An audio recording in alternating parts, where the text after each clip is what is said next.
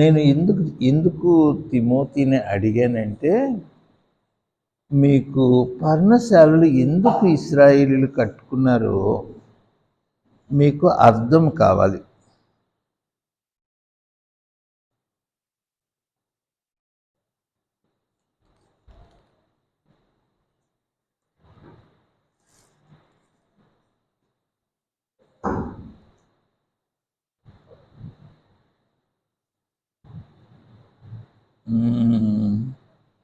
మరి నిర్గమకాండములో కూడా మనం చూస్తాము. అయితే లేవియా కాండములో చూద్దాం.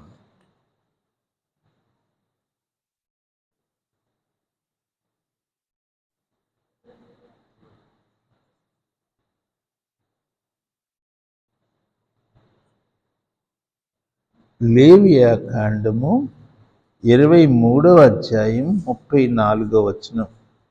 23:34. నీవు ఇశ్రాయేలీయులు ఇట్లనము, ఈ 7వ నెల 15వ దినములు మొదలుకొని 7 దినముల వరకు యెహోవాకు పర్ణశాల పండుగలు జరపవలెను. వాటిలో మొదటి దినమున మీరు పరిశుద్ధ స్థలంలో కూడవలెను. అందులో మీరు జీవనోపాధి ఏ పనియూ చేయకూడదు. 7 దినములు మీరు యెహోవాకు హోమం చేయవలెను. 8వ దినమున మీరు పరిశుద్ధ స్థలంలో కూడి యెహోవాకు హోమార్పణము చేయవలెను. అది మీకు వ్రత దినముగా ఉండును. అందులో మీరు జీవనోపాధి ఏ పనియూ చేయకూడదు. థ్యాంక్ యూ అమ్మా, థ్యాంక్ యూ. నిర్గమకాండము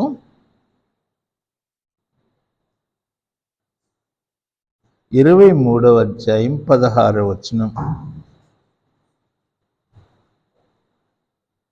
7వ విశ్రాంతి దినమున మరుదినం వరకు మీరు 50 దినములు లెక్కించి యెహోవాకు కృత ఫలముతో నైవేద్యములు అర్పింపవలెను.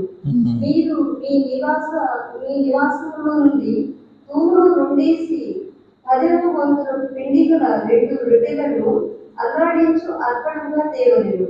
వాటిని గోధుమ పిండితో చేసి పులియబెట్టి కాల్చవలెను. అవి యెహోవాకు ప్రథమ ఫలముల అర్పణము. Thank you. అది వారముల పండుగకు గుర్తుగా ఉంది. సరే, వీళ్ళు 40 సంవత్సరాల ప్రయాణం అంతా కూడా పర్ణశాలలు కట్టుకున్నారు. ఎందుకు పర్ణశాలలు?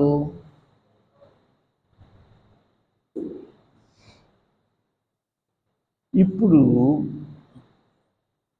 గొర్రెల కాపరులు ఏం చేస్తారంటే గుడారం వేసుకుంటారు. ఎందుకు గుడారం వేసుకుంటారు? మాట్లాడండి, ఈ ఊరు వాళ్ళు మాట్లాడండి అయ్యా. నివసించడానికే. మరి స్తంభాలు బాతి ఇల్లు ఎందుకు కట్టుకోరాళ్ళు?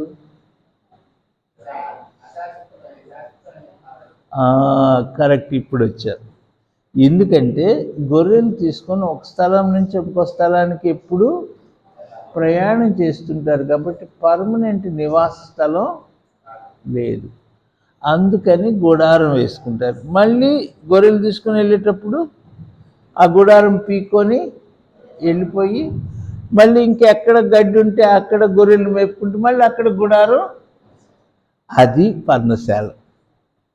ఎందుకు పర్ణశాలలో ఉన్నారు అంటే, ఇశ్రాయేలులారా మీరు ఎందుకు పర్ణశాలలో ఉన్నారు అని అడిగితే ఏం చేయాలి, ఏం చెప్పాలంటే, మాకు దేవుడు స్వాస్థ్యం ఇచ్చాడు, స్థిరమైన నివాసం ఇచ్చాడు, మేము అక్కడికి వెళుతున్నాం, అక్కడికి వెళ్ళేంత వరకు అస్థిరమైన ఈ పర్ణశాలల్లో మేము ఉంటాం.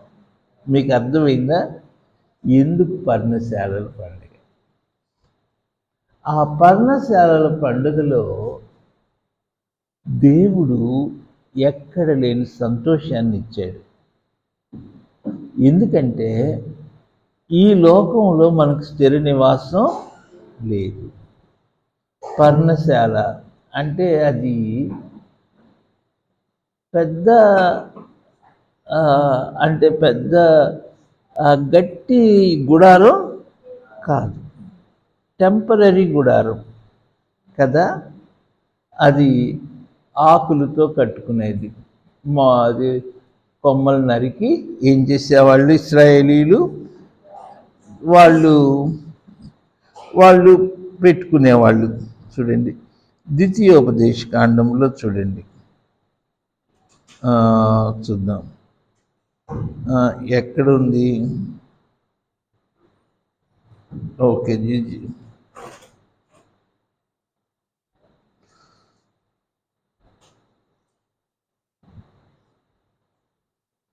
ఒకసారి చూద్దాం. నెహెమ్యా గ్రంథానికి వద్దాం, మీకు కొంచెం క్లియర్గా అర్థమవుద్ది. నెహెమ్యా గ్రంథం 8వ అధ్యాయం 15. నేను మీకు ఏం చేస్తున్నానంటే, ముందు నువ్వు దాన్ని కల్పించబాక, నేను మీకు ఏం చేస్తున్నానంటే వాక్యము చక్కగా అర్థం కావాలి. పర్ణశాల అంటే అర్థం కావాలి మీకు ముందు. నెహెమ్యా గ్రంథం 8:15 చదువమ్మా. అమ్మ మైక్లో చదువుతారు, చదువమ్మా. అమ్మ మైక్ ఉందా, పనిచేస్తుందా? చదువమ్మా, నొక్కమ్మా. అది ఆ మైక్ పెట్టావా ఆ అమ్మగారికి మైకు? చదువమ్మా నెహెమ్యా 8:15.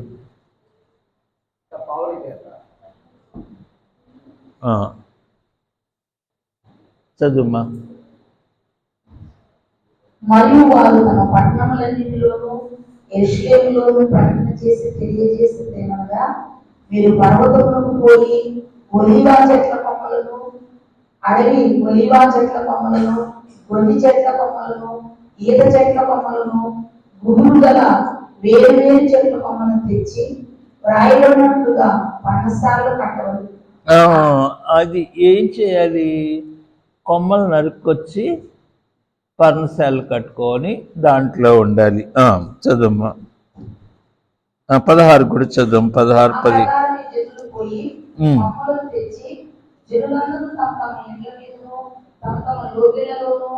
దేవమందిరపు ఆవరణంలోను, నీటి గుమ్మపు వీధిలోను, ఎఫ్రాయిము గుమ్మపు వీధిలోను పర్ణశాలలు కట్టుకునేది.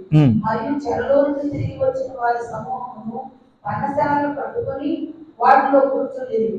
నూను కుమారుడైన యెహోషువ మొదలుకొని అది వరకు ఇశ్రాయేలు అలాగు చేసి ఉండలేదు. అప్పుడు వారికి బహు సంతోషం. పర్ణశాలలు ఎందుకు కట్టుకున్నారు? పర్ణశాలలు ఏం చూపిస్తున్నాయి?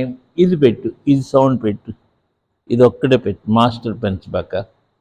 హల్లెలూయా. ఇది ఒక్కటే పెంచు.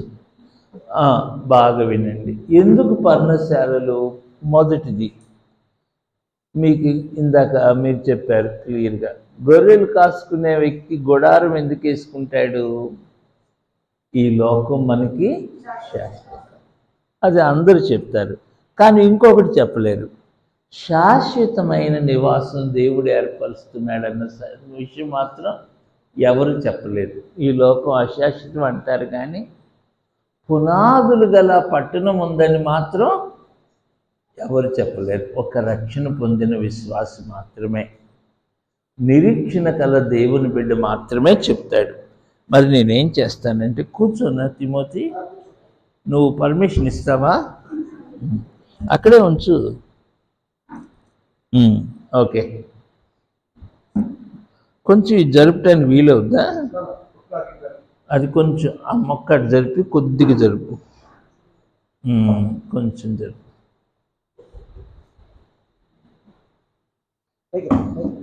వస్తుంది, వచ్చేసి జరిగిపోద్ది. కొద్దిగా లేపు, చిన్నగా. Very good, very good. కొంచెం చాలు, థ్యాంక్ యూ. ఉండు.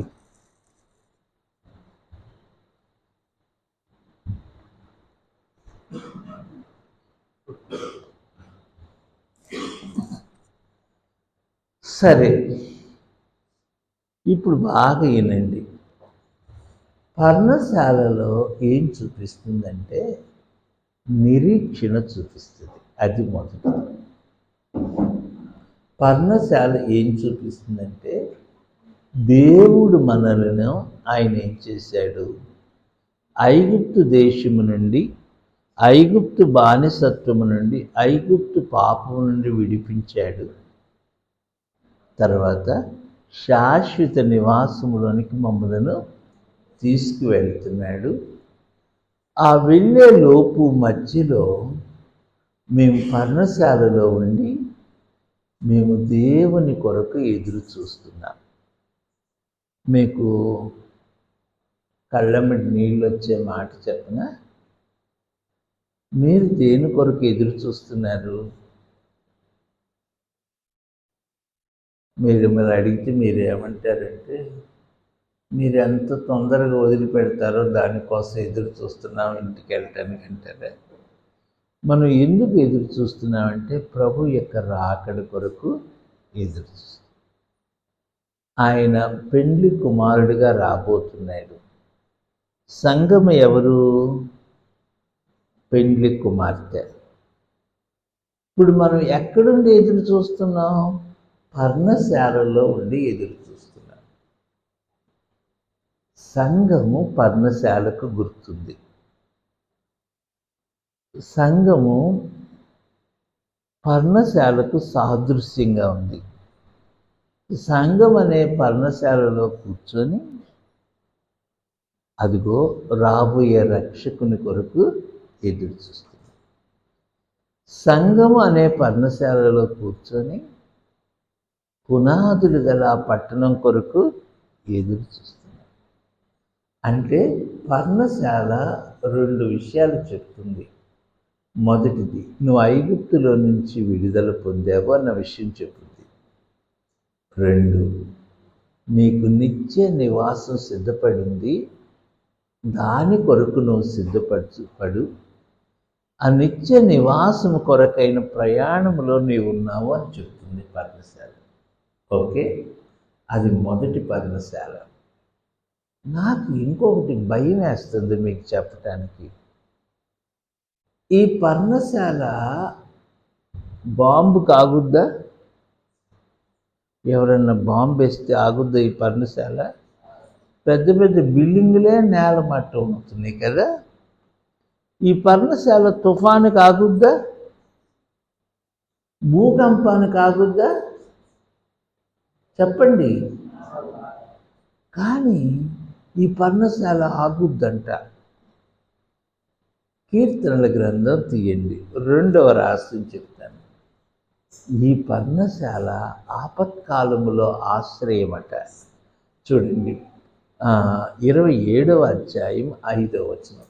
పర్ణశాల ఇంకా దేనికి గుర్తుగా ఉందో చెప్తాను మీకు. 27:4-5 చదువమ్మా. మైక్ పెట్టుకొని చదువు. ఈ లోపల వాళ్ళందరూ చదువుతారు. ఇద్దరు కూర్చోండి, అక్క పక్కన ఇంకొకరు కూర్చోండి. 4 కూడా చదువమ్మా. 4.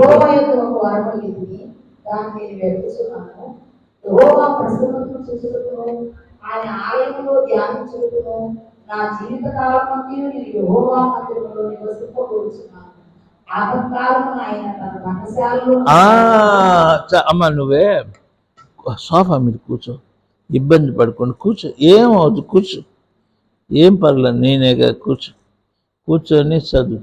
అమ్మ నువ్వు కూడా పక్కన కూర్చో, ఆ సోఫా మీద కూర్చోండి, చక్కగా కూర్చొని చదవండి. అందరు దేవునికి స్తోత్రం చెప్పండి, పెద్దగా గట్టిగా. ఎవరికి నిద్ర వస్తుందో చెప్పండి హల్లెలూయా. ఎవరికైనా నిద్ర వస్తే హాయిగా పడుకోండి, ఎందుకంటే మనం పర్ణశాలలో ఉన్నాం. చదువు 27:5.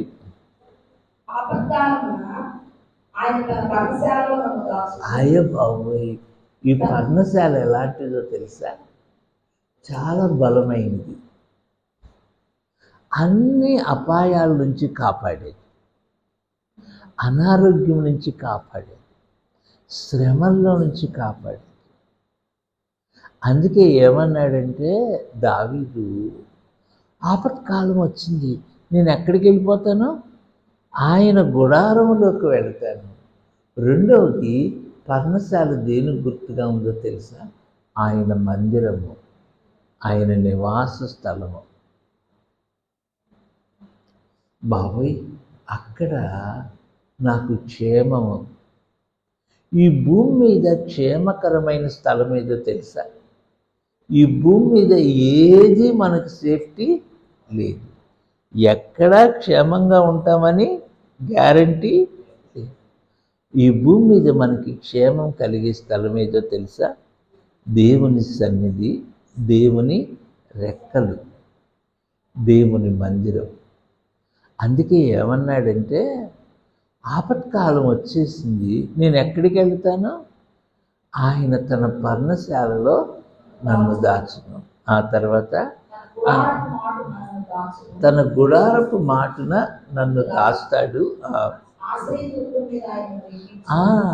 పర్ణశాల ఇంకొక మాట చెప్తుంది, అది ఆశ్రయ దుర్గము, అంటే కోట. ఆ కోటలోకి ఎవరు రారు. అందుకే దావీదు అంటాడు, నాతో కలిసి పాట పాడతారా? పాడండి. నా కోటయు నా కొండయు నా ఆశ్రయము నీవే,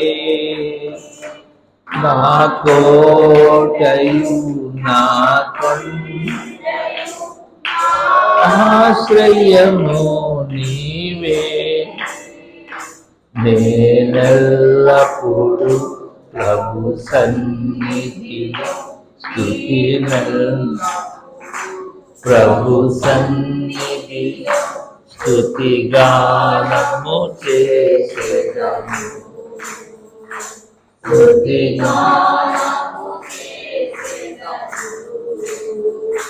యెహోవా నాకు వెలుగాయి, యెహోవా నాకు రాజ్యము,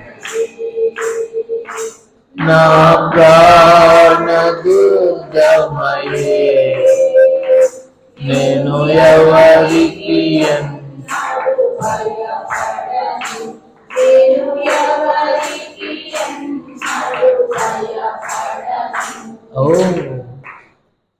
ఆపత్కాలమున ఆదుకునే పర్ణశాల ఉందా? ఈ పర్ణశాల ఇంకా చెప్తాను వినండి.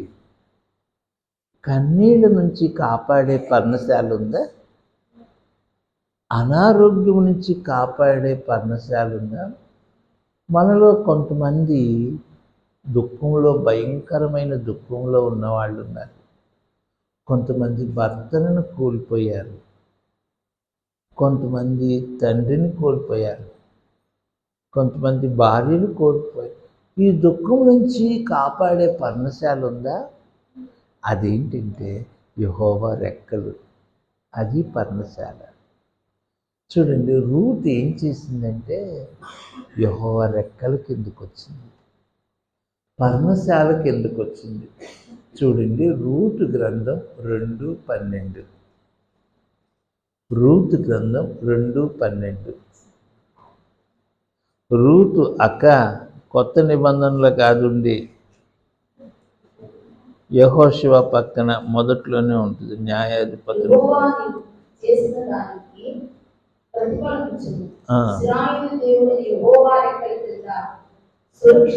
ఎక్కడికి వచ్చింది ఆ రూతు? యెహోవా రెక్కల కిందకి వచ్చింది. ఆ పర్ణశాలలో నిన్ను ఎవరు ఆదరించకపోయినా ఎవరు ఆదరిస్తారు? దిక్కులేని రూతుకి ఆదరణ ఎక్కడ దొరికింది? యెహోవా పర్ణశాల. అబ్బా, ఎంత గొప్ప సంగతి!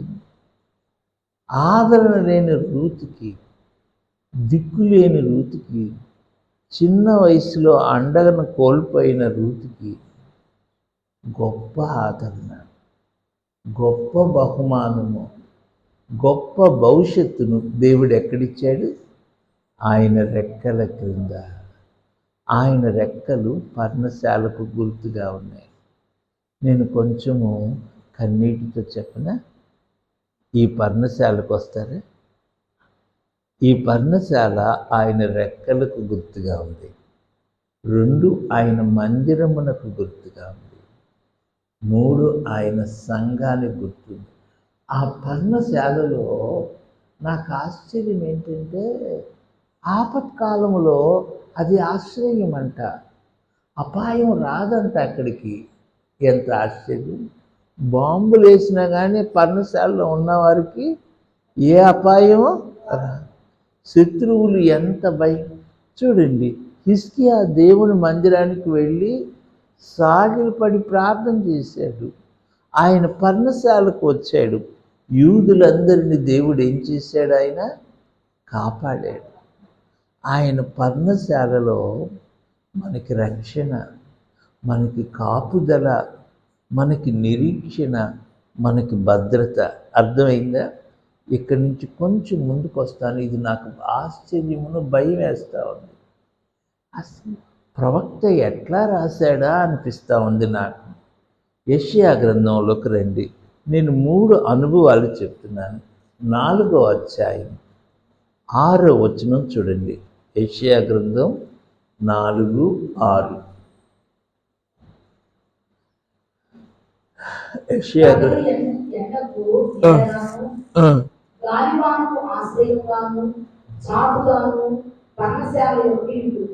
పర్ణశాల ఒకటి ఉండు. బాబా ఏమిటి ఒకటి? ఏం పర్ణశాల ఇది? పగలు ఎండకు మళ్ళీ చదవమ్మా. ఎండకు నీడగాను, గాలివానకు ఆశ్రయముగాను, అమ్మా చాటుగాను పర్ణశాల ఒకటి ఉండును. మీ దగ్గర వాడుక భాష బైబిల్ ఉందా? ఫినెహాస్, వాడుక భాష బైబిల్ ఉంటే చదువుతావా? దీంట్లో చదవమ్మా. యెషయా 4:6. పగలు ఎండకు నీడగా, తుఫాను నుండి వర్షము నుండి రక్షించడానికి ఆశ్రయముగా, చాటుగా ఉండడానికి పర్ణశాల ఒకటి. తుఫాను కంట, భయంకరమైన అపాయాల కంట ఆశ్రయంగా పర్ణశాల ఒకటి ఉండును. ఆ పర్ణశాల ఏంటో తెలుసా? సంఘము, ప్రభు యొక్క రక్తము.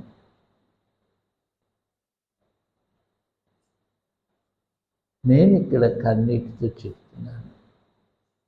తిమోతి, ఇప్పుడు అర్థమైందా పర్ణశాల అంటే? పర్ణశాల బాబు, మీరు అబద్ధం ఆడుకుంటూ చెప్పండి. పందిరిలో ఉండటానికి ఇష్టపడతారా? ఇట్లాంటి బిల్డింగ్లో ఉండటానికి ఇష్టపడతారా? పెద్దగా చెప్పండి. ఆకులతో ఉన్న పర్ణశాల లాంటి దాంట్లో ఉండటానికి ఇష్టపడతారా? మంచిగా కట్టినటువంటి ఈ స్లాబ్ వేసిన మరి బిల్డింగ్లో ఉండటానికి ఇష్టపడతారా? కాదు. పర్ణశాల ఎవరు ఇష్టపడతారు? షామాన్ వేసి దాని కింద ఉండమంటే ఎవరు ఉంటారు? అవునా? అయితే పర్ణశాల క్షేమం. ఆ పర్ణశాల ప్రభు అయిన యేసు. ఆ పర్ణశాల దేవుని రెక్కలు. ఆ పర్ణశాల దేవుని మందిరం, నివాస స్థలం. ఎందుకు? ఆ పర్ణశాల 2 పాఠాలు నేర్పిస్తుంది. నీవు ఐగుప్తు ఇళ్ళలో నుంచి బయటికి వచ్చావు. ఐగుప్తు ఇల్లు దేనికి గుర్తుగా ఉంది? శాపానికి, దాసత్వానికి, లోకం నుండి. నువ్వు దాని నుంచి విడుదల పొందావు. 2, దేని కొరకు ఎదురు చూస్తున్నావు? పర్ణశాల స్థిరం కాదు. పర్ణశాలలో ఉండి దేని కొరకు చూస్తున్నావు? పునాదులు గల ఆ పట్టణం. అబ్రహాం, గుడారములో ఎందుకున్నావు? ఎందుకున్నానంటే నేను పునాదులు గల పట్టణానికి ఎడుతున్నాను. అందుకే గుడారములో ఉండి దేన్ని చూస్తున్నాను? పునాదులు గల. మీరు నేను వస్తుంటే మీరు ఒక పాట పాడుతున్నారు. ఆ పాట మళ్ళీ పాడతారా? నేడు రేపు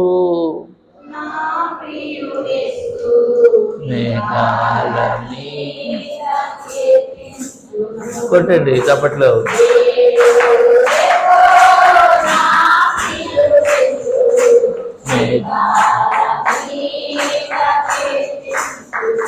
పాడండి.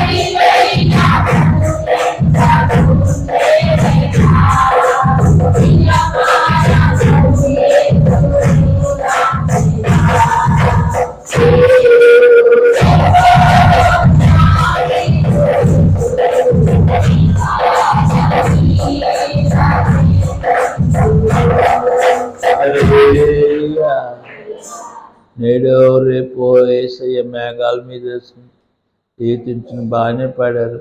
మరి వెళ్ళేటప్పుడు బిర్యానీ కూడా తీసుకెళ్తానంటారా? మాట్లాడండి. ఇవన్నీ ఏమి పని. మనం ఆయన దగ్గరికి నాకు ఆశ్చర్యంగా ఉంది. ఈ పర్ణశాలల్లో ఉండి దేని కొరకు మనం ఎదురు చూస్తాం? ఇప్పుడు చిన్న వాక్యం చెప్పి ముగిస్తాను. మీకు అర్థమైంది కదా? నాకు దేవుడిచ్చిన మాటలు మీకు చెప్పేశాను. మొదటిది, ఐగుప్తు యొక్క నివాసాల నుంచి విడుదల పొందిన వారంగా ఉండాలి. 2, విశ్వాసము నిరీక్షణ గలవారమై పునాదులు గల పట్టణం కొరకు ఎదురు చూడాలి. 3, దావీదు వలె ఆపత్కాలం వచ్చినప్పుడు, కష్టం వచ్చినప్పుడు ఇంట్లో దాగటం కాదు. ఎక్కడికి రావాలి? ఆయన పర్ణశాలకి రా, ఆయన గుడారంలోకి రా. 4, రూతు వలె మనకి ఎలాంటి కన్నీరున్నా, ఎలాంటి బాధ ఉన్నా ఎక్కడికి రావాలి? ఆయన రెక్కలు అనే పర్ణశాలకు రావాలి. 5, దైవజనుడు ప్రవక్త యెషయా చెప్పినట్లు ఆ ఒక్క పర్ణశాలలో, ఆ పర్ణశాల ప్రభు అయిన యేసయ్య స్థాపించిన సంఘము, ఆ కోట ప్రార్థనా జీవితం, ఆ పర్ణశాలలో మనకి పరిపూర్ణ భద్రత, పరిపూర్ణ క్షేమం, పరిపూర్ణ ఆదరణ, పరిపూర్ణ నిరీక్షణ కలిగి ఆ పర్ణశాలలో ఉంటూ ప్రభు రాజ్యం కొరకు మనం ఎదురు చూడాలి. నేను 5 అర్థాలు చెప్పేశాను. ఓకే, ఇప్పుడు యోహాను సువార్త 5వ అధ్యాయంలో బెతెస్దా అనే కోనేరు ఉంది కదా, ఆ కోనేరు యూదుల పండగ రోజున ప్రభు ఆ కోనేటి దగ్గరికి వస్తున్నాడు. యోహాను సువార్త 5:1 చదువమ్మా. అది చాలమ్మా. ఇది ఏ పండుగ అయి ఉండవచ్చు? ఇది ఒక పెద్ద ప్రశ్న. ఇది బహుశా పర్ణశాలల పండుగ అనేది ఒక ప్రశ్న. 3 పండుగలు ప్రతి సంవత్సరము ఇశ్రాయేలీయులు తప్పక ఆచరించాలి. చాలా పండుగలు. 1 పస్కా పండుగ, పులియని రొట్టెల పండుగ. 2 వారముల పండుగ. 3 పర్ణశాలల పండుగ. పస్కా పండుగ ఏమో గొర్రె పిల్ల యొక్క రక్తాన్ని, విమోచన కార్యాన్ని చూపిస్తుంది. వారముల పండుగేమో దేవుడిచ్చే నూతన పంటను చూపిస్తూ ఉంది, కోత పండుగ. పర్ణశాలల పండుగేమో నిరీక్షణ చూపిస్తూ ఉంది. ఓకే, బహుశా ఇది పర్ణశాలల పండుగ ఏమో అది అనే ఒక అభిప్రాయం. మొత్తానికి అది ఏ పండుగ అయినా అట్లా ఉంచండి. పండుగ రోజున ఆయన యెరూషలేముకు వచ్చాడు. ఎందుకంటే ప్రతి పండుగకు ప్రతి పురుషుడు ఏం చేయాలంటే దేవుని మందిరానికి రావాలి. యేసయ్య దేవుని మందిరానికి వచ్చారు, కానీ మందిరానికి వెళ్లకుండా ఎక్కడికి వెళుతున్నాడు? పర్ణశాలలు ఉన్నటువంటి ఈ పర్ణశాలలు ఏంటి? ఇది బాధల్లో ఉండే పర్ణశాల. 5 మంటపాలు ఉన్నాయి. మంటపాల్లో ఎవరున్నారు? రోగులు, ఊచ చేయగలవారు పడి ఉన్నారు.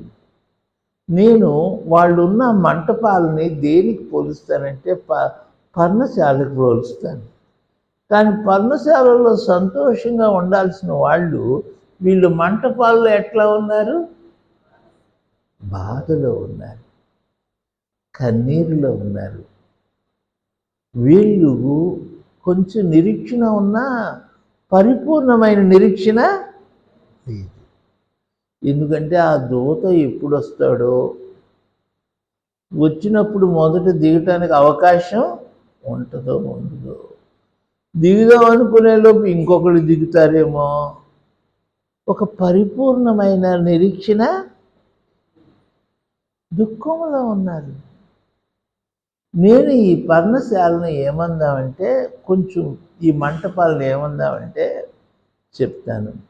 మతము అనే మంటపం, ధర్మశాస్త్రము పాత నిబంధన గుర్తుగా ఉంది. చూడండి, నేను మీకు చెప్తాను, బాగా వినండి. బెతెస్దా అంటే అర్థము కరుణ ఇల్లు అని అర్థం.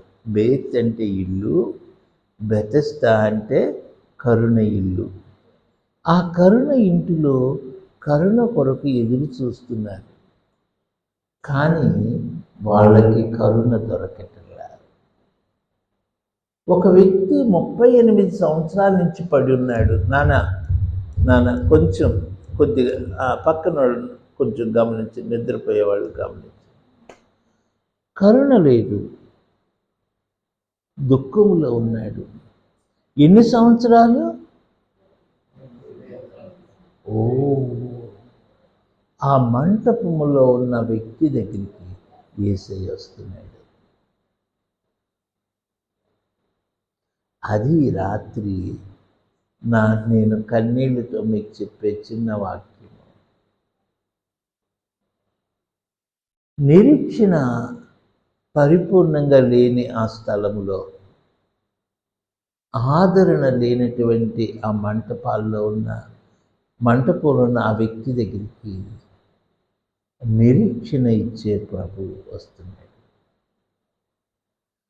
ఆదరణనిచ్చే ప్రభు వస్తున్నాడు, నీ కన్నీరు తుడిచే ప్రభు వస్తున్నాడు.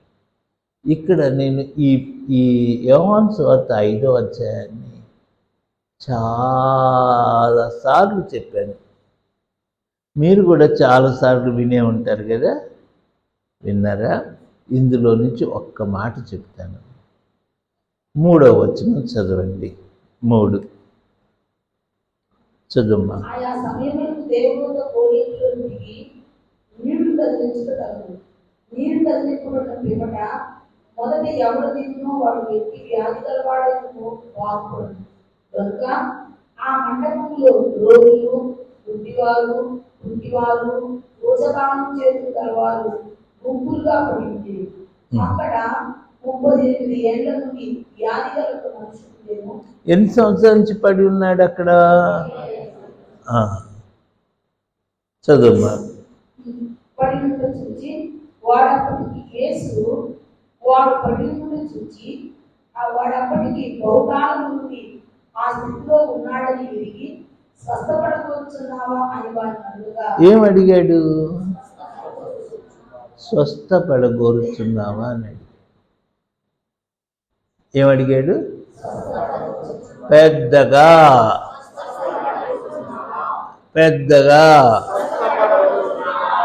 అడిగాడు కదా. ఇది బాగుందా లేదా ఈ ప్రశ్న? ఏం బాగుంది? ఇప్పుడు మీరు హాస్పిటల్కి వెళ్తే డాక్టర్ గారు అన్నారు, మరి బాగుపడాలనే వచ్చావా అని అడిగాడు అనుకో, ఎట్లా ఉంటుంది? తగ్గడానికి రాక పెరగడానికి వస్తాడా? అవునా? ఇప్పుడు కడుపులు నొప్పితో మీరు వెళ్ళారనుకో, డాక్టర్ గారు అన్నారు కడుపులు నొప్పి తగ్గాలనే వచ్చావా అని అడిగాడు, ఎట్లా ఉంటుంది? పెరగటానికి వస్తాడు ఎవరన్నా? మరి కొంచెం కోపంగా ఉండే వ్యక్తి అయితే ఎగతాళిగా ఉందా అంటారా లేదా? అవునా కదా? స్వస్థపడగోరుచున్నావా అని ఎందుకు అడిగాడు?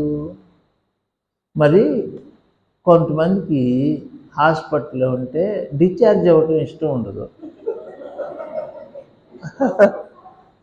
కరెక్టే కదా? ఎందుకని? హాస్పిటల్లో బెడ్లో ఉందనుకో, 3 పూట్ల క్యారేజ్ వస్తుంది, పనికి వెళ్ళాల్సిన అవసరం, హ్యాపీగా ఉండొచ్చు. కరెక్టేనా? పడేది ఏదో బాధ వాళ్ళు పడతారు, మనకెందుకు? ఇంక 4 రోజులు బెడ్లో ఉంటానంటారు కదా. ఎందుకు ఈ మనిషి స్వస్థపడగోరుచున్నావా? ఎందుకు అడిగాడు ప్రభు?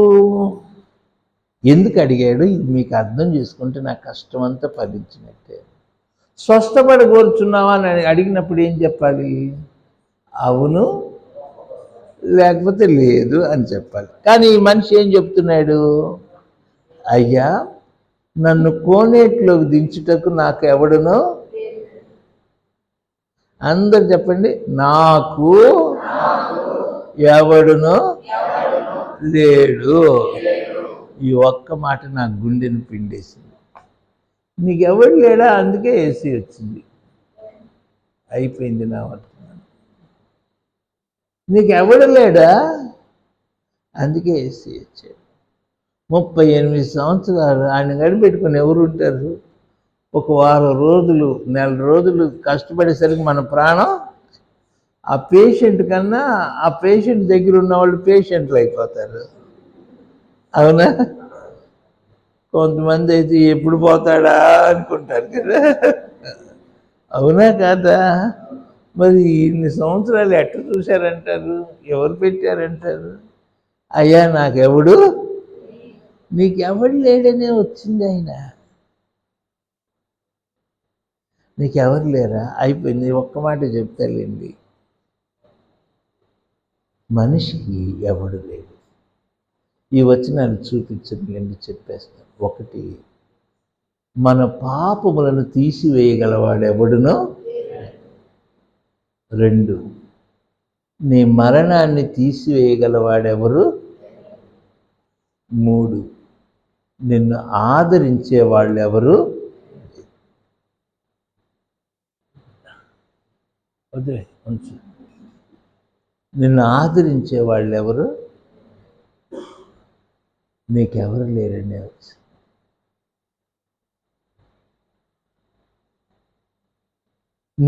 నీకు 100 మంది అన్నదమ్ములు ఉండనే కాక నీ కడుపులు నొప్పి తీసేవాళ్ళు ఎవరైనా ఉన్నారా?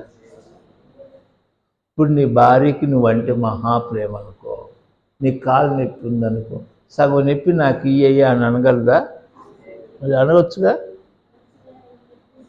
నీ కొడుకు అంటే మహాప్రేమ అనుకో, కొడుకు కాలు ఇరిగింది, వాడి నొప్పితో బాధపడుతున్నాడు, అరే నీ నొప్పి సగం నాకు ఈరా అని అనగలరా అమ్మ? ఎవరు తీసుకోలేరు, అంతే. ఎవరి వల్ల కాదు. నీకు రావాల్సిన శిక్ష భరించగల వాళ్ళు ఎవరైనా ఉన్నారా? కీర్తన 49:6. కీర్తన 49:6.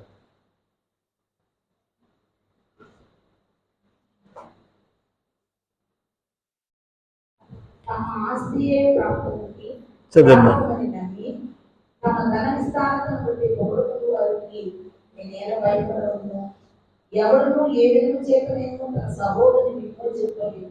ఎవడును ఏ విధంగా విమోచించలేడు, అంతే.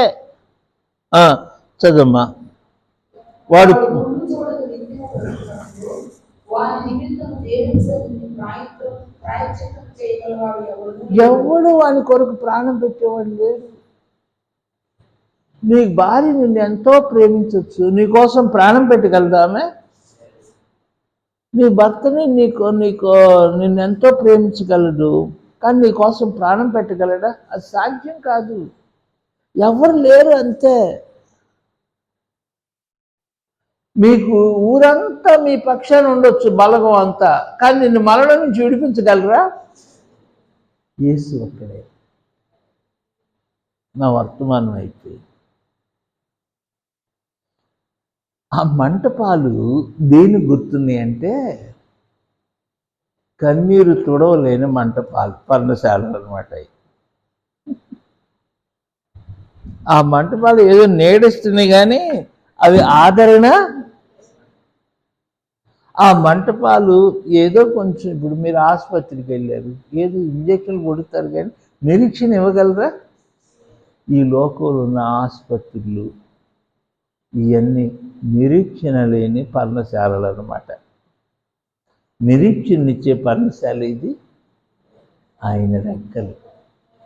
నిరీక్షణ ఆదరణనిచ్చే పర్ణశాల ఇది ఆయన మందిరం. నిత్యరాజ్యమునకు సిద్ధపరిచే పర్ణశాల ఇది ఆయన సంఘం. ఈ రాత్రి ఆయన పర్ణశాలలోకి వస్తారా? నాకెవరు లేరని, నీకు ఎవరు లేరని ఏసీ వచ్చింది. ఒకరోజు నా ఒక అమ్మతో మాట్లాడుతూ, అమ్మ నువ్వు ఏడుంటావు అన్న, ఒక హాస్పిటల్ దగ్గర. ఆ అమ్మ నుండి భయంకరంగా ఏడ్చింది ఆ మాటకి. అయ్యా నాకెవరు లేరు, ఉండటానికి ఇంట్లో 10 మంది ఉన్నారు కానీ అన్నం తిన్నామని అడిగేవాళ్ళు ఎవరు? ఉండటానికి 10 మంది ఉన్నారు, అంట్లు తోమించుకుంటారు, పని చేయించుకుంటారు, బట్టలు ఉతికించుకుంటారు, కానీ జ్వరం తగ్గిందని అడిగేవాళ్ళు ఎవరు లేడు. అంతే, పట్టించుకునేవాళ్ళు లేడు. నీ ప్రాణం తీసేవాళ్ళు బోళ్ళంత మంది ఉంటారు. అది కావాలి ఇది కావాలని పీక్కు తినేవాళ్ళు బోళ్ళంత మంది. అవునా? తండ్రి చుట్టూ చేరి డాడీ నాకు అది కావాలని పీక్కుతుంటారు, కానీ డాడీకి ఏదైనా ఒంట్లో బాగపోతే పరిచయం చేద్దామని ఉండదు. నీకెవరు లేరా? ఎవరు లేని నీకోసమే ప్రభు ఆయన అన్నాడు. ఎందుకు అడిగాడో తెలుసా? స్వస్థపడి కూర్చున్నావా అని ఎందుకు అడిగాడు? తన చూపంతా ఆదరణ ఇవ్వని పర్ణశాల మీద ఉంది. నిరీక్షణ ఇవ్వనటువంటి ఆ స్థితిలో ఉంది కనుక నిరీక్షణ ఇచ్చే ప్రభు వైపుకి మళ్ళించడానికి. అప్పుడు ఎప్పుడైతే ఆ రోగి ప్రభు వైపు చూశాడో అన్నాడు, నీ పరిపెట్టుకున్నాడు అన్నాడు. ఇంకా అంటే దగ్గర లేచి ఆ పర్ణశాల ఆ గాయములు పొందిన దేవుని హస్తము. నేను మీతో చెప్పను, పర్ణశాల కిందకు వచ్చిన కొంతమందిని చెప్తాను. మొదటిది యాకోబు. ఆదరణ లేని యాకోబుతో దేవుడు అంటాడు, నువ్వు బేతేలుకు వెళ్ళి అక్కడ బలిపీఠం. ఆ పర్ణశాలకు వచ్చాడు, వాగ్దానము ఆశీర్వాదం పొంది. 2 రూతు. పర్ణశాలకు వచ్చింది ప్రభు తల్లిలో ఒక తల్లి. 3 దావీదు. దావీదు భయంకరంగా దేవునికి అవిధేయుడయ్యాడు. అయితే పర్ణశాలలోకి వచ్చాడు, నేను పర్ణశాలకు వెళ్ళిపోతాను, యెహోవా యొద్ద ఒక వరం అడిగాను. అదేంటి? జీవితకాలం అంతా బిల్డింగ్లో ఉండాలనే, జీవితకాలం అంతా ఏదన్నా దేశంలో ఉండాలనే, ఆయన గుడారములో. అది నాకు పర్ణశాల. ఇంకా ఆ పర్ణశాలకి ఆ పాపాత్మురాలు వచ్చింది ఆయన పాదాల దగ్గరికి, అంటే రక్షణ పొందింది. ఈ రాత్రి ఆ పర్ణశాల కిందకి వస్తావా? అమ్మా, ప్రభు యొక్క రక్తం కిందకి వస్తాను, ఆయన మీ జీవితంలో గొప్ప కార్యాలు. ఇప్పుడు పర్ణశాల అంటే అర్థమైందా? ఇప్పుడు నేను మీతో చెప్పిన గుడారాల పండుగ అని పేరు పెడితే గుడారాలు ఏంటో వాళ్ళకి అర్థమే తెలియదు. అలాగే మనం కూడా అట్లా ఉండకూడదు. పర్ణశాల అంటే అర్థం చెప్పాలి. ఏంటి? ఆయన రెక్కలు, ఆయన సంఘము, నిరీక్షణనిచ్చే స్థలం. ఈ పర్ణశాలలో నుండి అశాశ్వతమైన ఈ పర్ణశాలలో శాశ్వత రాజ్యం కొరకు మనం ఇది. అయితే ఇది అశాశ్వతమైన యేసయ్య రెక్కలు ఉన్నాయి చూసారా, అవి శాశ్వతం. అది తుఫాను నుండి నిన్ను కాపాడుతుంది, అపాయాల నుండి కాపాడుతుంది, కన్నీళ్ళ నుంచి కాపాడుతుంది. ఆ పర్ణశాలకు వెళ్దామా? అట్టి రీతిగా ప్రభు సహాయం చేయను గాక. నేను చిన్న వాక్యం చెప్పిన నా ఉద్దేశం ఏంటంటే మిమ్మల్ని ఆదరించాలి, మిమ్మల్ని బలపరచాలి. అట్లాగా ప్రభు యొక్క ఆత్మతో మీరు బలం పొంది ఆయన రాజ్యం కొరకు సిద్ధపరచబడుదురు గాక. దేవుడు తన పరిశుద్ధ వాక్యమును దీవించును గాక. ఆమేన్. ప్రార్థన చేసుకుందామా? అందరు చక్కగా మోకరించండి.